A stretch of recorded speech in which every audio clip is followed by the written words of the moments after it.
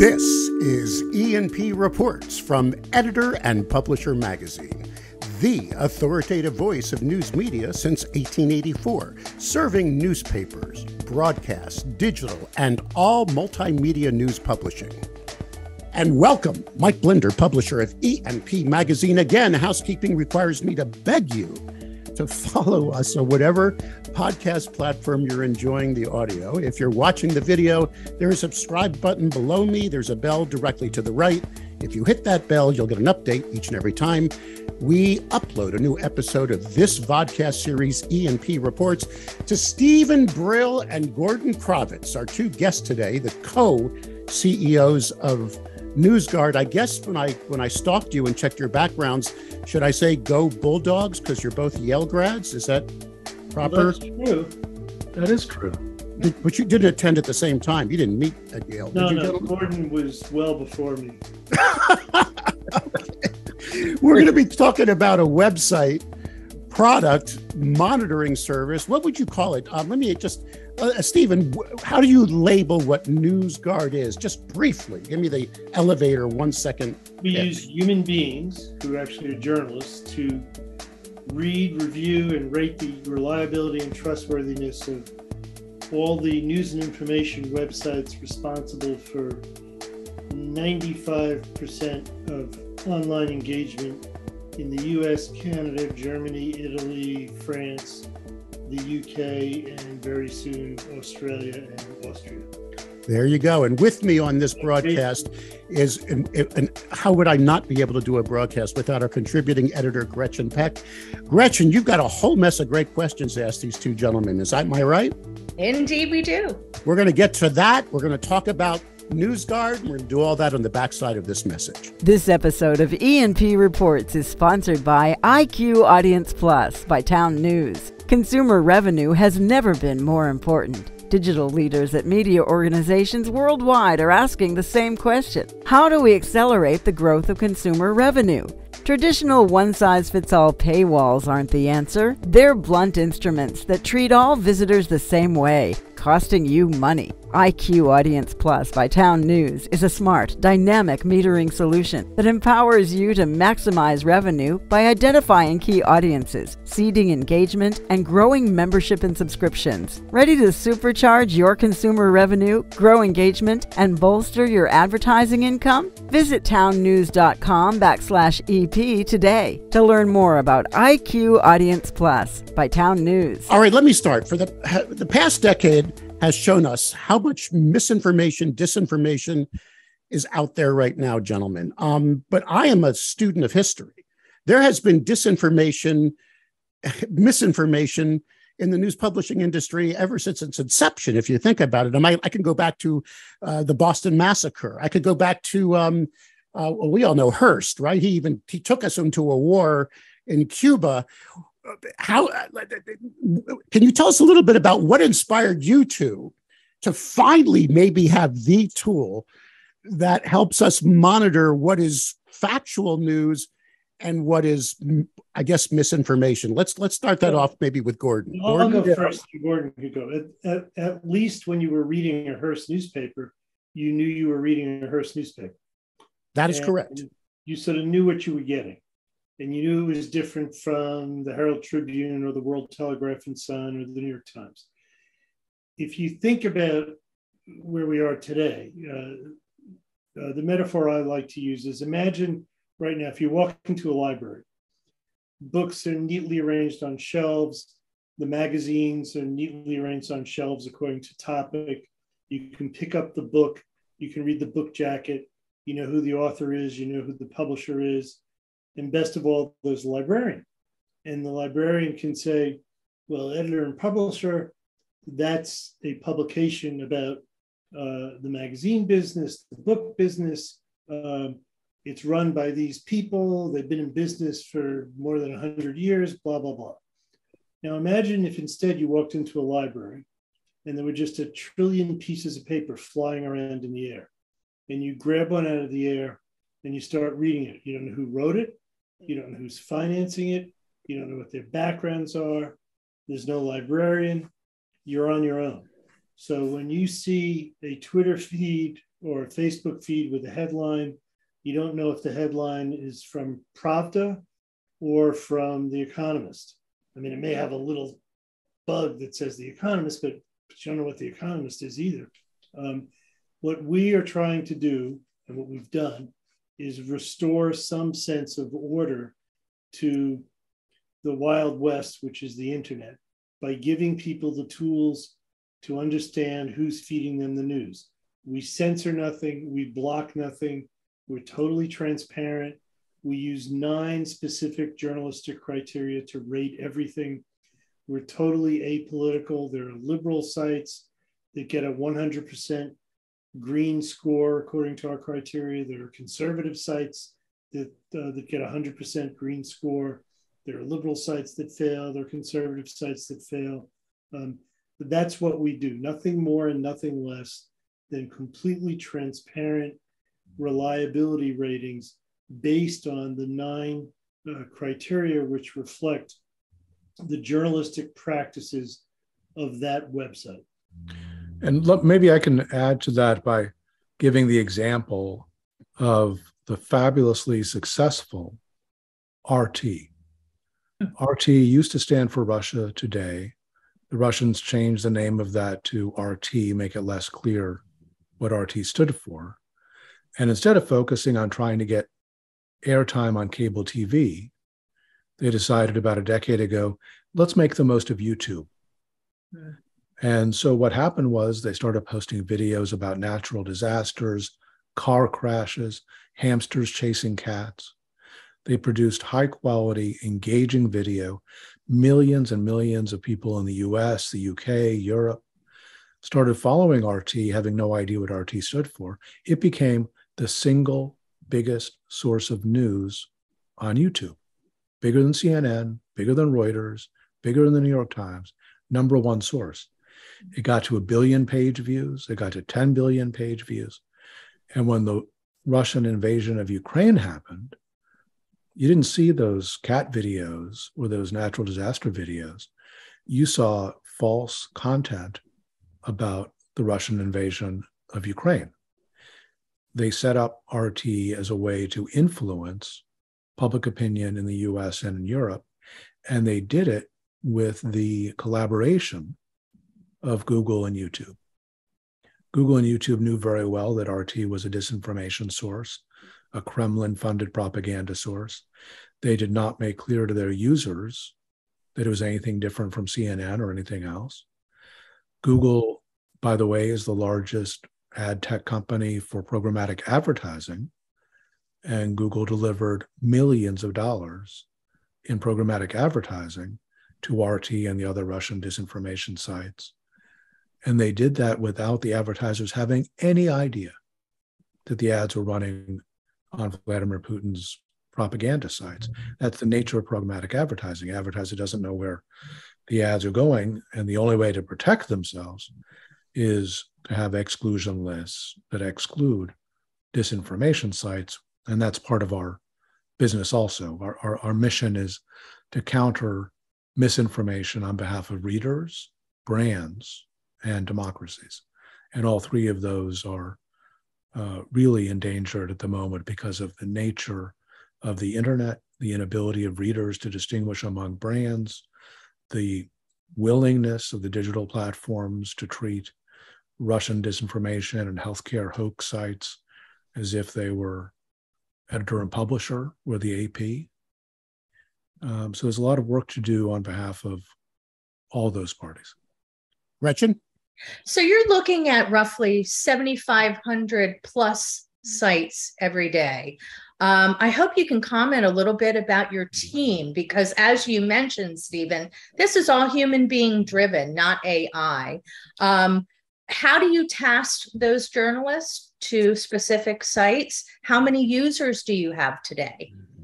Well, it's now over 8,000. Okay.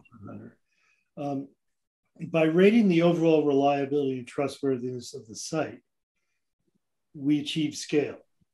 So we don't read every site every day. Okay. We do updates at least quarterly or half year. If it's the website of of a, if it's the news website of a local TV station in Phoenix, we might only review it every half year. I see. It's still important to review that, because one of the great sources of misinformation and disinformation, particularly with regard to healthcare, are sites posing as the local news affiliate in Phoenix. They'll say, we're news9cbsphoenix.com, when it has nothing to do with news and nothing to do with Phoenix and nothing to do with CBS. So we have to rate them. But that's how we achieve scale, by looking at the overall reliability and trustworthiness of the site.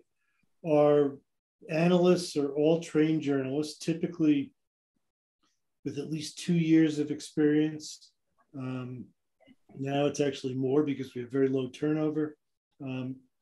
And we have about 40 of them scattered around here and in Europe. And the way we figure out what sites to rate is we have data that tells us who is in that top 95% of engagement in each country. Okay. So we're always adding sites. We don't really take any down if they fall below, but we're adding sites to that all the time. We also have a rapid response team, so that if we sometimes we'll rate a site red. Let's say it's a Russian misinformation site, and they'll just reconstitute themselves under a new name. We do have ways using machine learning to find that and re-rate them very quickly. So I'd love to talk to you too, Steven and Gordon, about TV news specifically, because we just saw a Gallup poll come out this summer that showed that Americans' confidence, I think 11% of the respondents reported that they had confidence in television news. And I know you guys recently sort of downgraded a couple of networks, including Fox News and MSNBC. No, we didn't. No? We downgraded the websites. The websites, I see. Okay. Originally in both cases, their websites were more consistently adhered to our 9 criteria than one would have thought, looking at their programming on television, especially their primetime programming. Okay. What we found is that their primetime programming has become more dominant on their websites than it previously was. So that caused what we hope is a temporary downgrade. More than 1,800 sites have done something to improve their ratings. We love that. I mean, we're the opposite of an algorithm. We want people to game our system. We want people to know exactly why they got whatever rating they got. We want them to be able to complain to us about their rating. Right now, if you're the editor of the Washington Post, you have no idea how Twitter, Facebook, and Google rate you. They do rate them. They rate the reliability of every news website. It's just, you have no idea what it is. You don't know who does it. You don't know how they do it. You wouldn't know who to complain to if you could figure out what they did. We're the opposite of that. We call everyone for comment. Every site we rate, because we're journalists. Algorithms don't call for comment. We do. Right. So we do, however, now, on behalf of IPG, one of the ad agency holding companies, have started rating television news programs. We use a different set of criteria. We haven't made those public yet. We will in January. And they will probably have some surprises. You'll see a lot of, shall we say, inconsistency among the programs on the cable networks. But highly rated, some not so highly rated, across all of them. You said news programs. Does that include opinion programs? Do you consider? Sure. Yeah. Okay, so that's news. You've just defined it as news. It's content that covers news of the day, or healthcare information, or financial information, content of substance. It's not really entertainment, although we do rate Entertainment Weekly's website. We rate a lot of entertainment websites because they have reporters covering news, but we don't rate a website simply lists the the television programming in prime time tonight. All right, you're defining news, and you just did a good job. Do you define journalism separately than news? Because, and the only reason I bring this up, gentlemen, is there's a challenge about to happen that will be going on for a while as we lobby in Congress. When I say we, news publishers are lobbying now to get compensated by big tech for the journalism we created. I'm sure you're both aware of the Local Journalism Sustainability Act, the Safe Harbor Bill, and ways it's being used in order. We're in the middle of that because the people involved in that have consulted us on, I think, the exact question you're about to ask, which is, how will you define, journalism? Right. Is journalism someone who's blogging in their basement with their cats, or is it someone who's sourcing? Go ahead. Well, when someone when someone from Sputnik steps up and says, "Hey, where's my subsidy?" There's got to be a reason to either deny or agree that they deserve a subsidy as a news gathering operation. And our 9 criteria do a pretty good job of doing that. So we do have bloggers who we rate as news and information sources. Some of them have very large audiences. Axios just today got bought for $500 million from Cox. It got started as guys in their pajamas in the basement.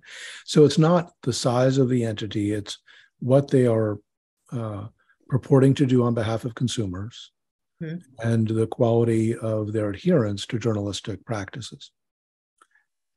So in other words, you may have the secret sauce, if I can use that term, to help us police ourselves, because in our Madisonian democracy, government cannot define what news is or journalism.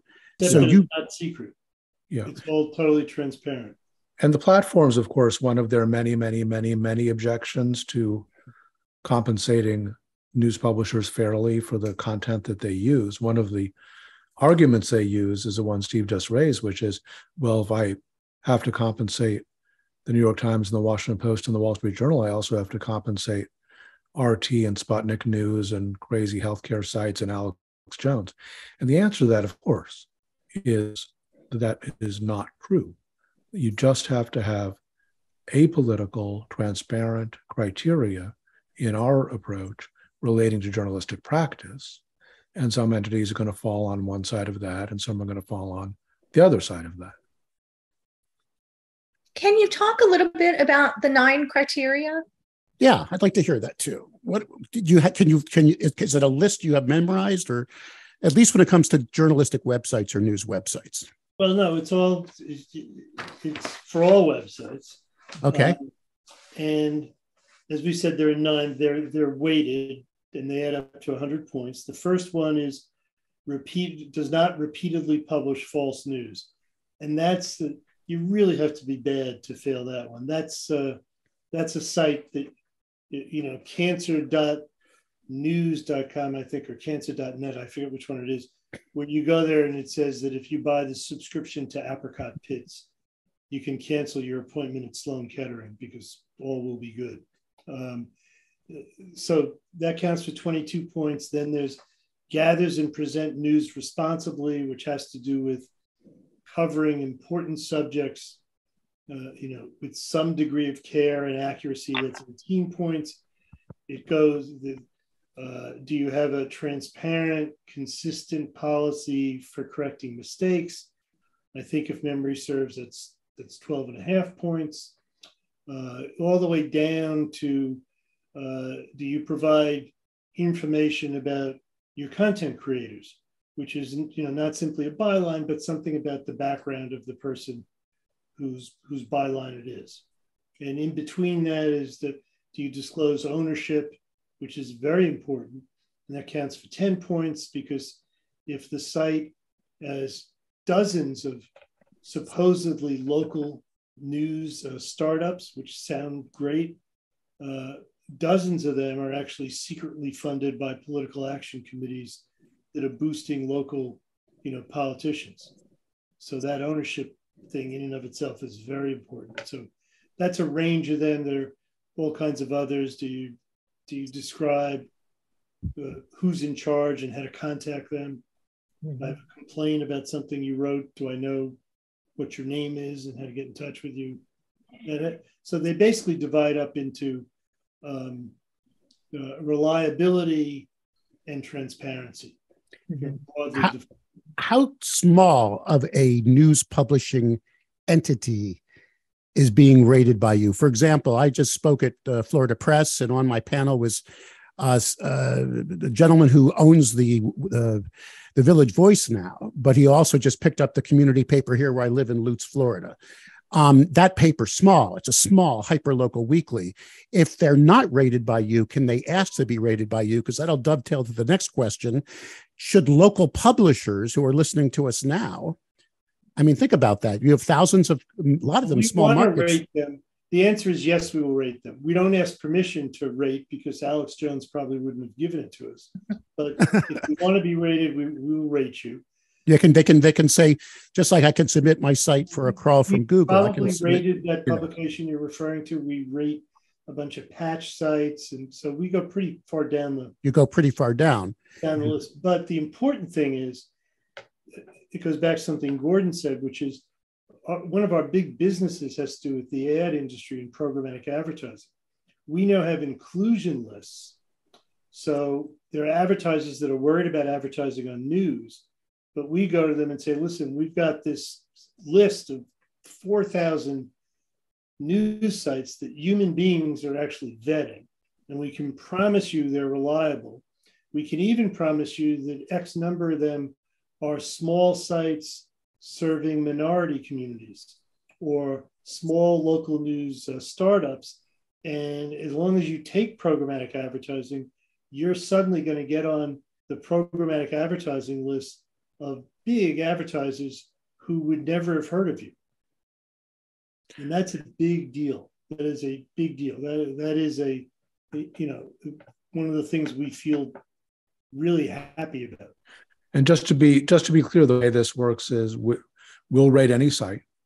And once a website is rated, if it does well, and local news publishers tend to do very well, they have high quality standards, that the name of that website will go into a list that some of the biggest ad agencies use, big brands use, ad tech companies use, in order to find places for programmatic ads to run. And they're doing that in part because we now have case studies that show that when it comes to programmatic advertising, that's advertising placed by computers, news sites perform better than others. That when advertisers add an inclusion list of high quality news sites, the average CPM goes down by an average of 9% and engagement more than doubles. That makes sense because otherwise our ads are running on misinformation sites, crazy healthcare hoax sites, Alex Jones. So of course it's smarter to advertise on high quality. You're actually saving money, but you're doing good for the world because you're supporting local journalism. You charge $4.95 a month for the extension to the browser for any user with a free 2-week trial. That's what I noticed. May I ask how many users you... I'm sorry? You have an Edge browser because Microsoft has licensed it for all of their users for free. Really? Oh, great. So if you use the Edge browser... you get this for free with Edge. Yeah, this is amazing. So if I'm using Safari or Chrome, I have to pay the $4.95. Is this the only way you're funded by the users? No, that's the least of our funding. Okay. Your funding is philanthropic, may I ask? No. Advertising business is a big business. Okay. The Microsoft license is a big business. News aggregators use us to determine which sites to include in their aggregation, which sites not to include in their aggregation. We have small research licenses with dozens and dozens of academic institutions because we're really the only source of what's reliable and what's unreliable information online. And there are a dozen different ways academics are using that. We have some contracts with government-related agencies who want to track, Russian misinformation, foreign misinformation, the CDC that is concerned about healthcare misinformation. So we have a pretty broad base of revenue, and we are in the black. That's amazing. Steven Brill, Gordon Crovitz, we know how busy you are, and you gave us a hard stop on this interview, and we appreciate your time. NewsGuard is the plugin. NewsGuard is the entity that's doing this rating and grading. How does someone learn more about NewsGuard, gentlemen? Please come to newsguardtech.com, and you can learn all about it. And as we've mentioned, you can get free access to our ratings if you use the Edge browser from Microsoft. There you go. I appreciate your valuable time. Gretchen, as always, thank you for being here to keep me honest. And we're going to keep an eye on you at E&P. Likely revisit this in a few months and see how things are going, especially as we near into the busy political season and the more misinformation is going to be out there. Gentlemen, again, thank you very, very much. Thank you very much. We grew up with E&P, and we're delighted you're keeping it going and thriving. Thank you.